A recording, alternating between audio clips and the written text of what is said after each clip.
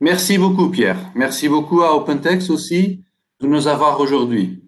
Je m'appelle Olivier Marquez et je travaille à Vilt il y a 7 ans comme Account Executive. Vilt est une société spécialisée dans OpenText. À mon avis, Vilt présente 3 caractéristiques qui nous permettent d'obtenir des bons résultats. L'engagement, en premier lieu. Nous présentons toujours des propositions que nous savons être réalistes et nous respectons les délais. C'est notre façon d'être. Nous faisons les problèmes de nos clients. La deuxième caractéristique, c'est la proactivité. Nous travaillons de manière proactive afin d'identifier des défis et des risques à un stade précoce. La troisième caractéristique de Vilt est la flexibilité, que je crois est très importante de nos jours. Nous sommes une entreprise agile et flexible et nous cherchons toujours à servir nos clients. Toujours. Ceci dit, j'aimerais introduire un peu la présentation que je vais faire aujourd'hui. La présentation que je vais partager avec vous comporte 2 parties. La première partie est un ensemble de 10 diapositives.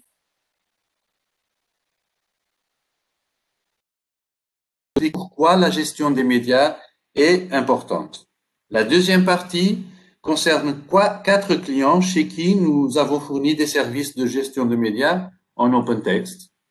Ces clients appartiennent à 4 secteurs d'activité différents. La mode, les cosmétiques, le transport et l'édition. Rien de nouveau avec cette affirmation, mais je pense que c'est un bon point de départ. Ce point de départ va me permettre de parler d'articles et de contenu web. Les articles avec des images réussissent meilleur qu'avec sans images. Les articles sont bons, mais ils sont encore meilleurs avec des images. Alors, les images, comment elles apparaissent dans notre entreprise? D'où sont-elles obtenues? Comment demande-t-on d'elle à une agence externe? Se pourrait-il que cette image n'existe déjà dans le répositoire de notre entreprise? Ou encore une autre question importante est qui va adapter les images aux plusieurs formats nécessaires? Toutes ces questions que je viens de poser, ce sont des questions importantes dans une entreprise et que OpenText Media Management va pouvoir résoudre.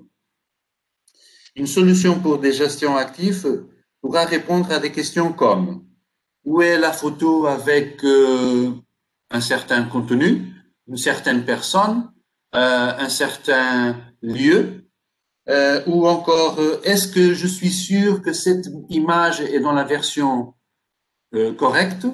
Est-ce que je suis en train d'utiliser l'image dans la dernière version? Ou à qui appartient cette image?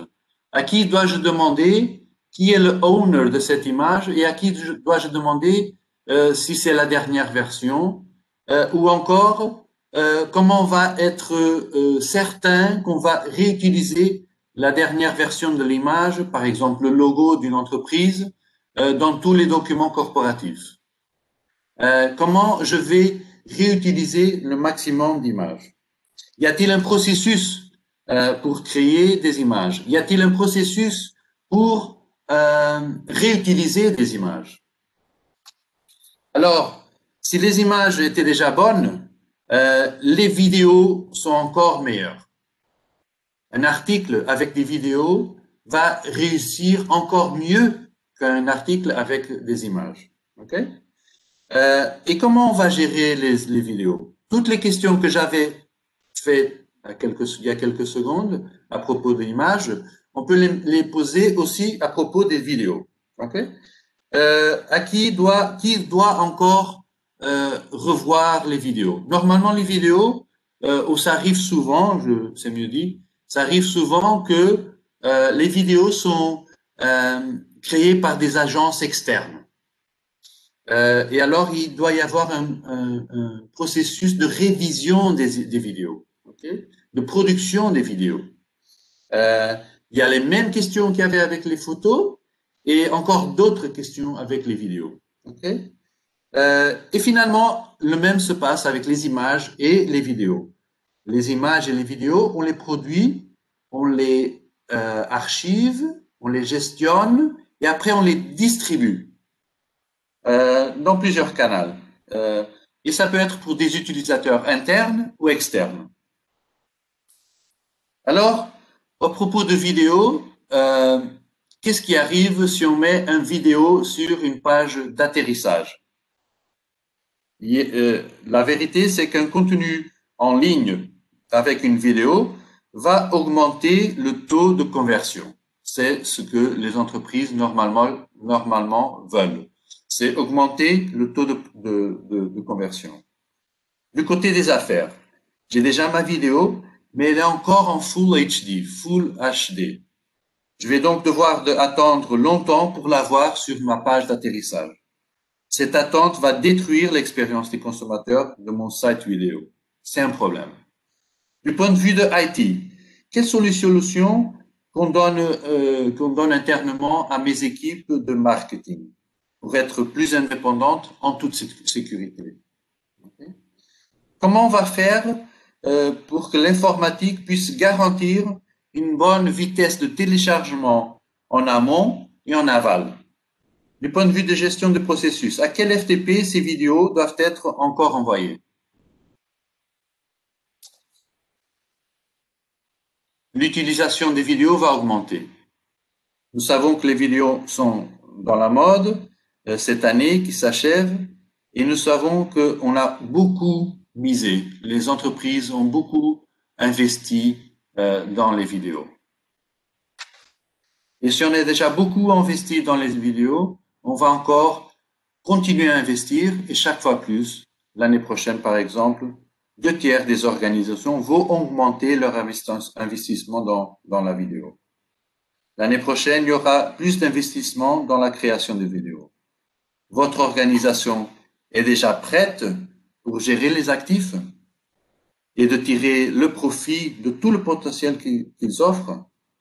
Est-ce que votre organisation, qui a par exemple déjà des vidéos, est prête à réutiliser tous les vidéos et les investissements faits dans les vidéos, est prête à réutiliser les actifs de manière à ne pas augmenter les coûts avec des agences, avec des infrastructures et du temps perdu, avec des formats incorrects? Ceci est la dernière slide, la dernière diapositive de la première partie.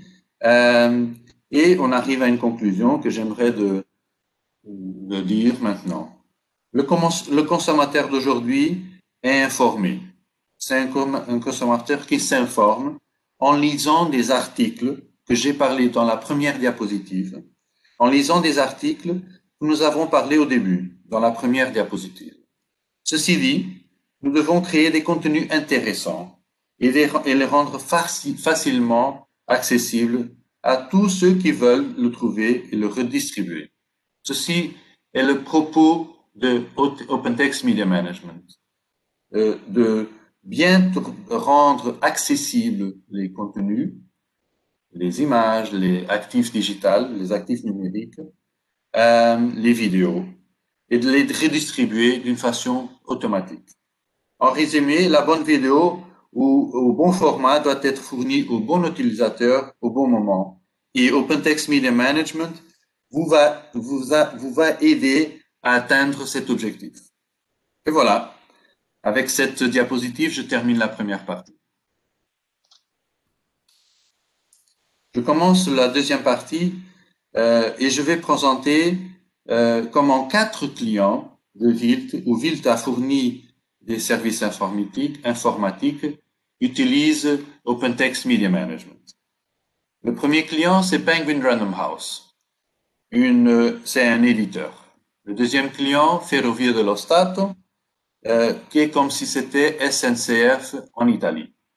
Le troisième client, c'est un client de cosmétiques. Et le quatrième client, c'est un client de mode. Le premier client, Penguin Random House, siège à New York, a été fondé en 1838, emploie 10 000 personnes et encore chaque année 15 000 nouveaux titres et 800 millions d'exemplaires vendus. Quels sont les objectifs de Penguin Random House avec OpenText Media Management? Le premier, c'est de réduire le temps de montage. Et comment? Une façon de OpenText Media Management de réduire ça, c'est en se certifiant que toutes les équipes travaillent sur la dernière version de du travail de chacun, en collaboration. OpenText Media Management fournit donc un espace de collaboration où on va réduire le temps de montage de nouveaux contenus. En ce cas, les actifs numériques de Penguin Random House sont exactement ce qu'ils vendent. Ce sont les livres. Okay? Tout le temps de montage de créer un nouveau livre est critique pour la rentrée en marché. Le deuxième objectif est de réduire la gestion des actifs, des livres de Penguin Random House. Et ce qu'ils veulent réduire, c'est aussi de gestionner les images associées aux œuvres et des audios associés aux œuvres. La troisième question, le troisième objectif, c'est de réduire les erreurs de distribution des actifs numériques. Comment ils veulent réduire? En introduisant une distribution non assistée qui ira réduire et qui a réduit les délais de distribution des actifs numériques. En automatisant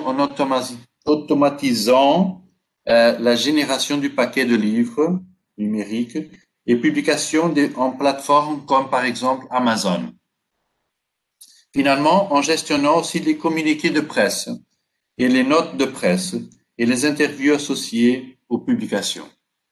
Dans le futur, OpenText Media Management va aussi gestionner les audiobooks. Tout ceci, les objectifs sont d'augmenter le ROI et de réduire les coûts.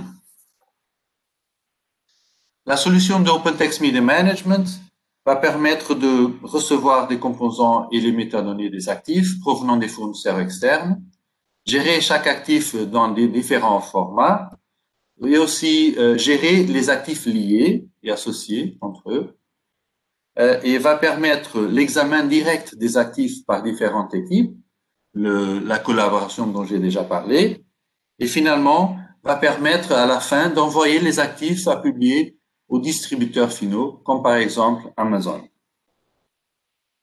Les résultats sont l'augmentation de la réutilisation des actifs en premier lieu.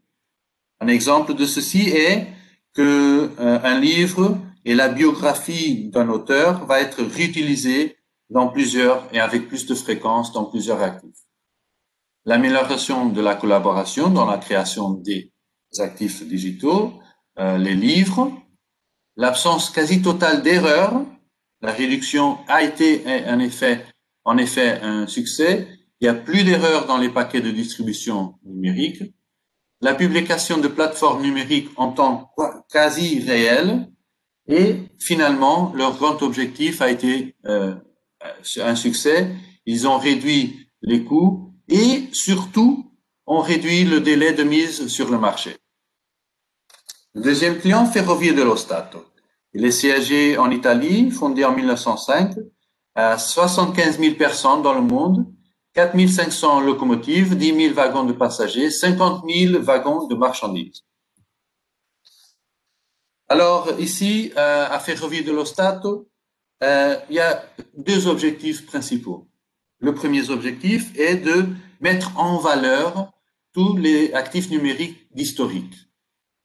Le deuxième objectif est de intégrer les actifs numériques avec SAP.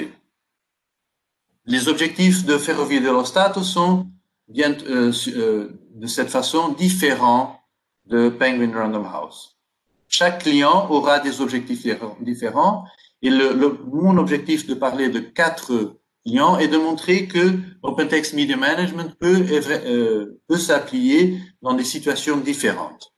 Et on peut bien voir que pour Ferrovie dello Stato, les objectifs sont tout à fait différents de Penguin Random House. Penguin Random House a un objectif de gestionner ses actifs numériques pour son core business. Pour Ferrovie dello Stato, c'est de mettre en valeur les actifs historiques et un nouveau objectif que Penguin Random House n'a pas, c'est d'intégrer avec des solutions internes et dans ce cas en particulier, c'est d'intégrer avec SAP. OpenText Media Management va permettre de gérer différents types de biens numériques et certainement tous ceux qui ont à voir avec des actifs numériques historiques, comme par exemple tous les actifs de marketing comme des logos, les images de campagne, des vidéos, et mettre en valeur l'histoire de l'entreprise. Ils veulent aussi gestionner les horaires, les avis et des messages imprimés et les billets imprimés par Ferrovie dello Stato. Ceci va permettre avoir un référentiel de ressources numériques pour différents systèmes internes du groupe, et en particulier l'intégration native avec SAP Hybris. Les résultats sont ceux qu'on peut voir ici. Une source unique d'actifs numériques, un accès rapide et facile à l'ensemble des actifs et l'intégration avec SAP. Maintenant, le troisième client. Le troisième client, c'est un client de mode qui a été fondé dans les années 1970, emploie 10 000 personnes, a 7 000 magasins dans près de 90 pays. Ici, les objectifs du secteur de la mode sont ce client du secteur de la mode utilise OpenText Media Management pour répondre aux besoins de 2 départements internes. Alors, dans le premier client, c'était un produit, c'était pour créer des actifs numériques pour publier sur leurs clients externes. Okay? Ferrovie dello Stato, c'est pour organiser internement et intégrer avec SAP. Et dans ce client, les besoins étaient de répondre à 2 départements internes différents.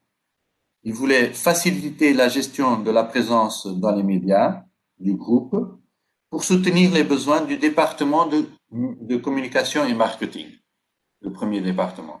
Le deuxième département voulait gestionner les actifs liés à l'infrastructure des magasins, des images des locaux, des bâtiments, des images des ouvertures, des événements, pour soutenir le département d'expansion du groupe de mode.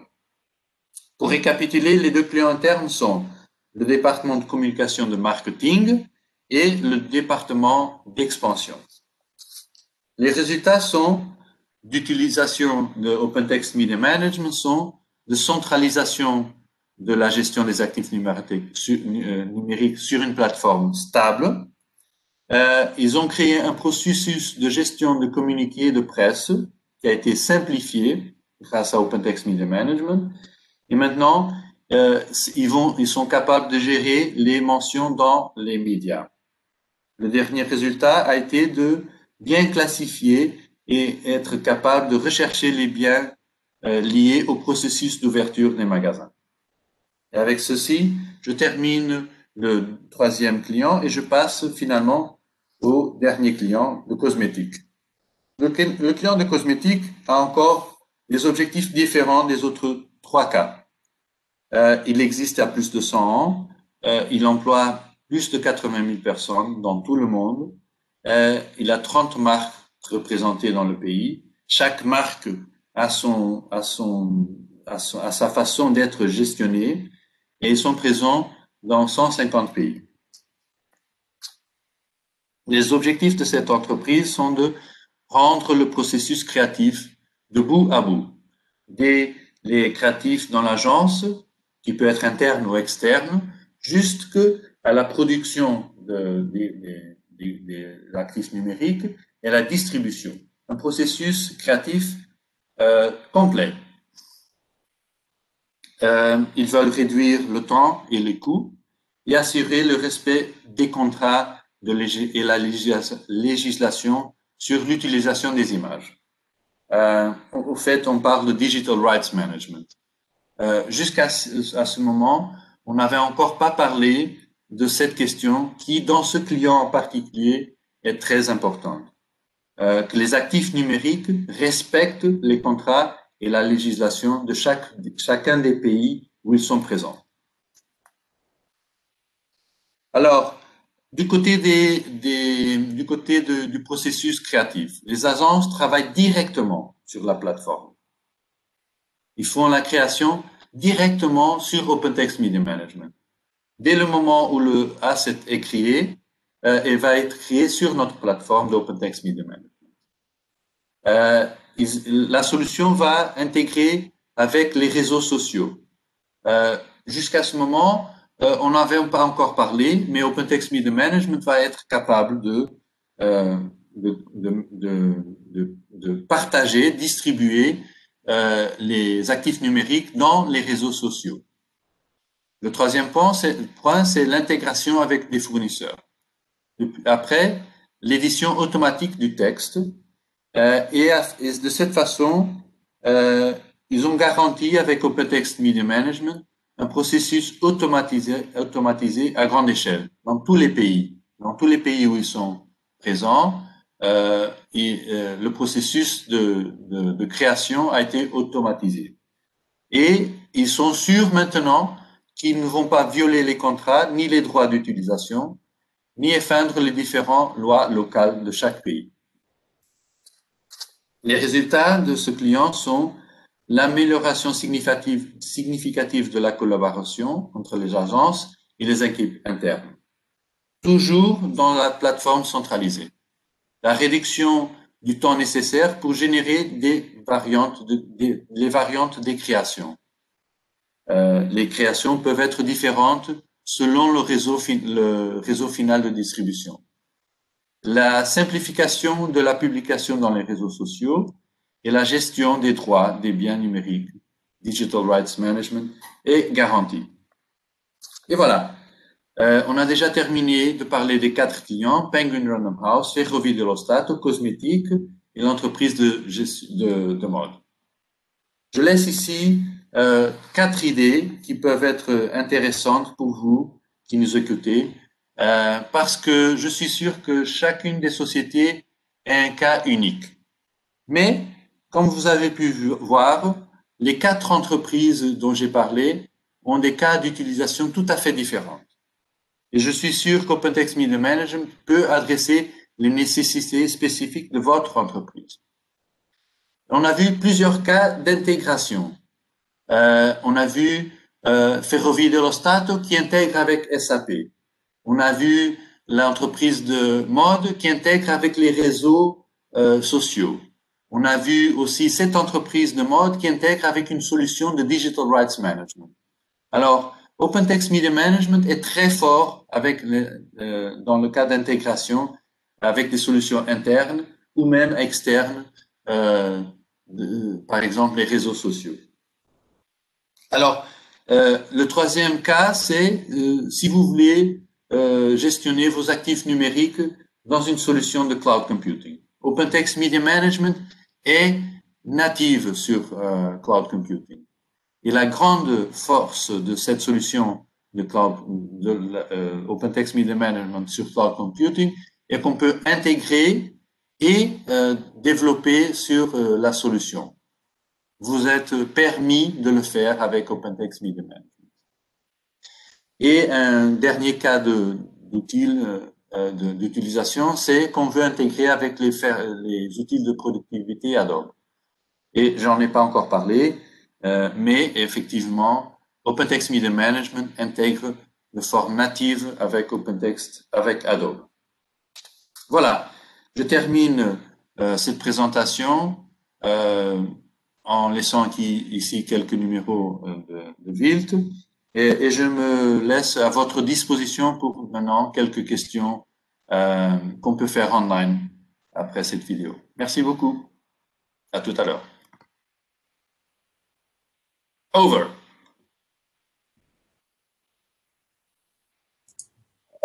Muy bien. Did you fall asleep? No, I was trying to understand.